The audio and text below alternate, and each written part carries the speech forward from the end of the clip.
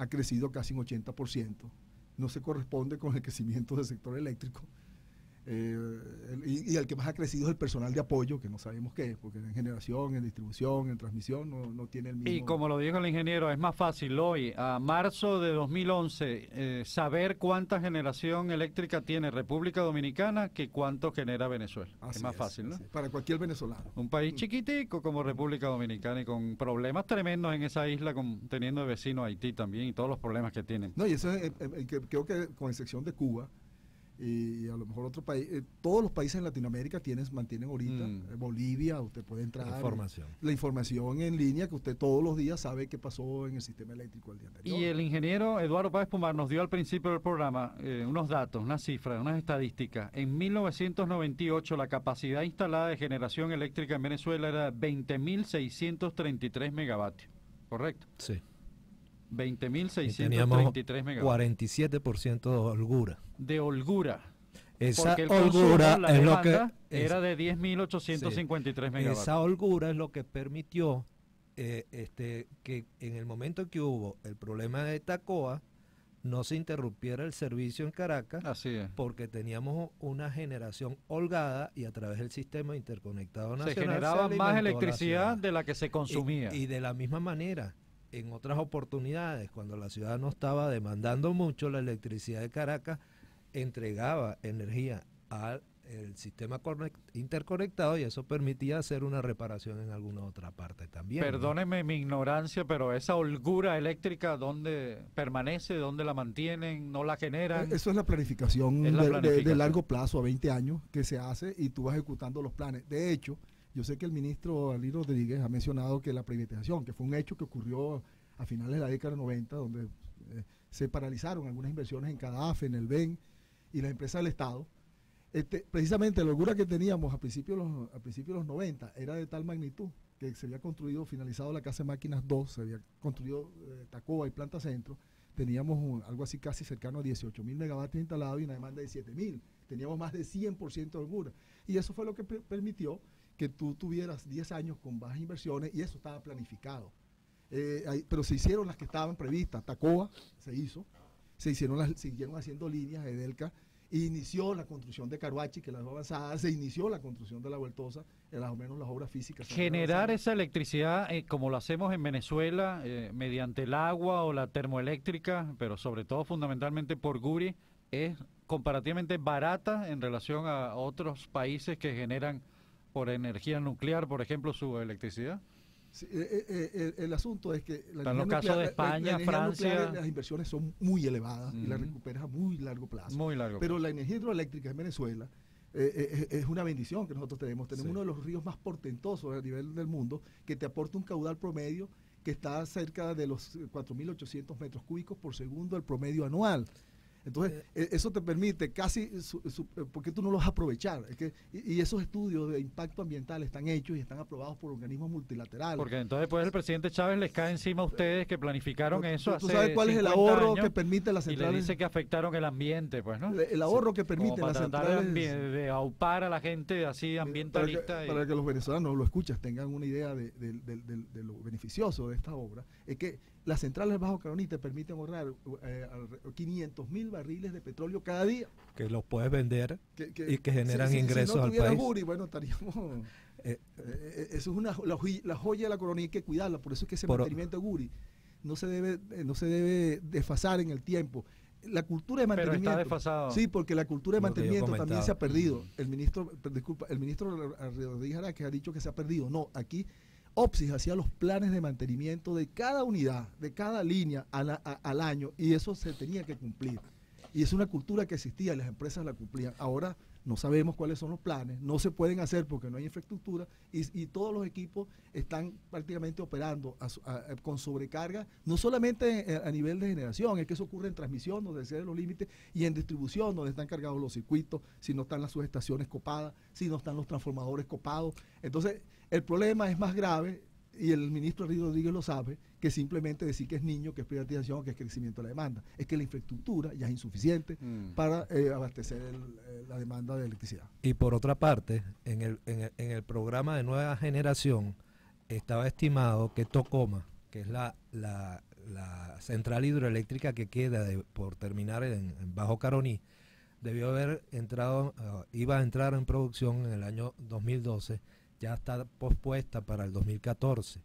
De manera que si en el año 2012, si en el año 2012 tuviéramos una hidrología seca, con las condiciones que tenemos actualmente, el hecho de que hubiese entrado Tocoma en producción nos daría una holgura que ya no nos va a dar. Y por otra parte, hay una serie de proyectos en el Alto Caroní, donde están las centrales Tayucay, Aripichí, Eutobarima, está el salto a Uraima, y hay la cuestión del trasvase Caura, Paragua, etcétera, que son proyectos hidroeléctricos que hay que irlos elaborando con plazos largos de tiempo y que en este momento están paralizados por ese criterio de que no se debe desarrollar esta energía hidroeléctrica, sino se debe ir a las opciones termoeléctricas o a la generación de energía otras fuentes energéticas eólicas, que se hicieron los estudios, se planteó la construcción de una primera planta en Paraguaná, se montaron las fundaciones y se paralizó. Que esa podría ser una alternativa en Venezuela también, ¿no? Paraguaná, Margarita, incluso Macanao se está diciendo. Es que un planificador nunca desecha opciones. La isla de Margarita ni la nuclear, tú puedes dejarla en stand-by.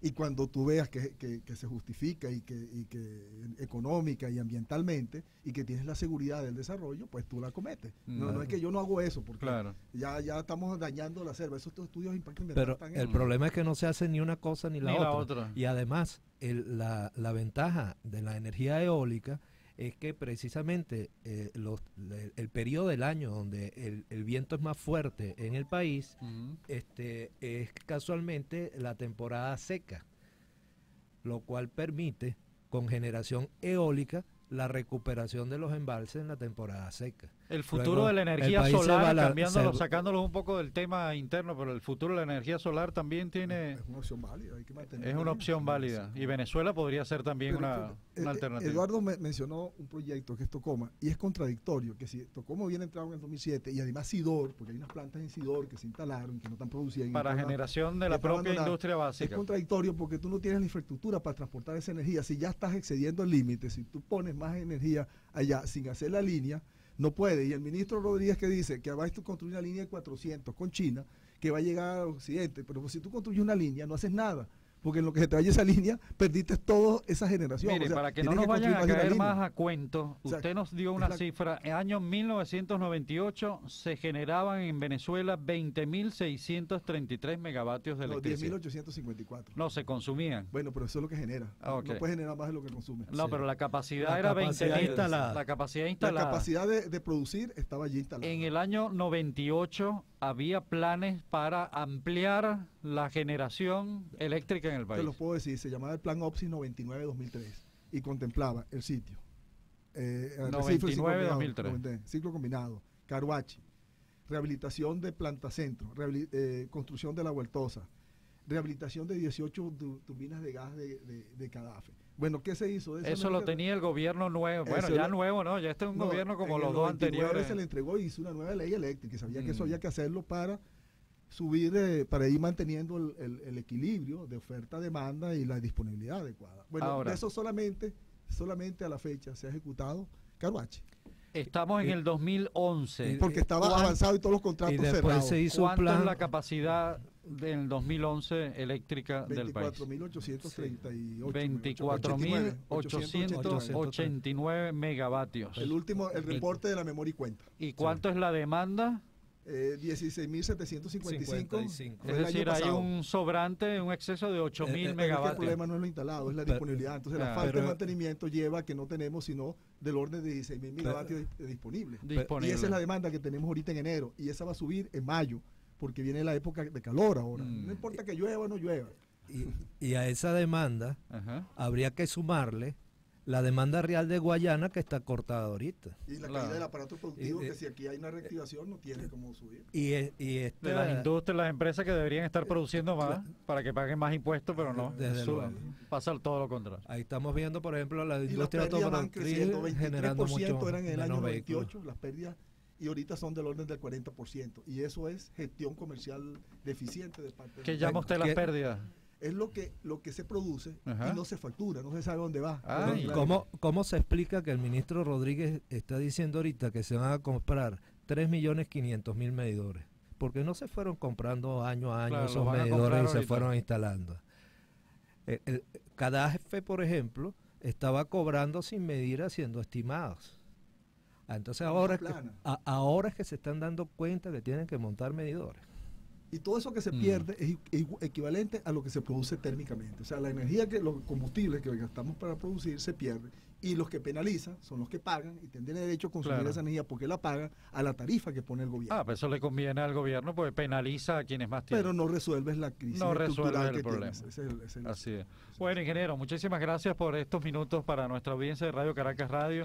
El ingeniero Miguel Lara, ingeniero electricista, exdirector de la Oficina de Operación del Sistema Interconectado Eléctrico en el país, la OPSI, y Eduardo Páez Pumar, director de la Asociación Integral de Políticas Públicas, AIPO, y expresidente del Instituto de Mejoramiento Profesional del Colegio de Ingenieros de Venezuela. Gracias por estar acompañándonos estos minutos, por toda esa explicación. Ojalá que no suceda nada de esto, ¿no? Ojalá. Fíjate que haya suficiente generación eléctrica, que no venga una sequía tan fuerte, que no consumamos tanta energía nosotros en nuestras casas, de apuestas. Pero que el país siga progresando. No es que vayamos para atrás como el cangrejo, sino que sigamos progresando. Y el sector eléctrico no es un centro de apuestas. Que seamos un país de primer mundo. Mire que tenemos un Brasil ahí cerquita que está entre los 5 países más grandes del mundo. Y ahí lo tenemos, ahí lo tenemos. El vecino. Dígame, ingeniero. Ahora tenemos una sola empresa, Corpoelec, que paga y se da el vuelto, porque ella misma se supervisa, no hay quien la controle, no hay, y que nació con vicios, burocratizada, politizada. Nació golpeada, pues. Nació con los vicios de una empresa ineficiente. Pues eso va a ser un foco de corruptelas, de clientelismo político, son adictos. Lo que fue Cadafe en algún momento.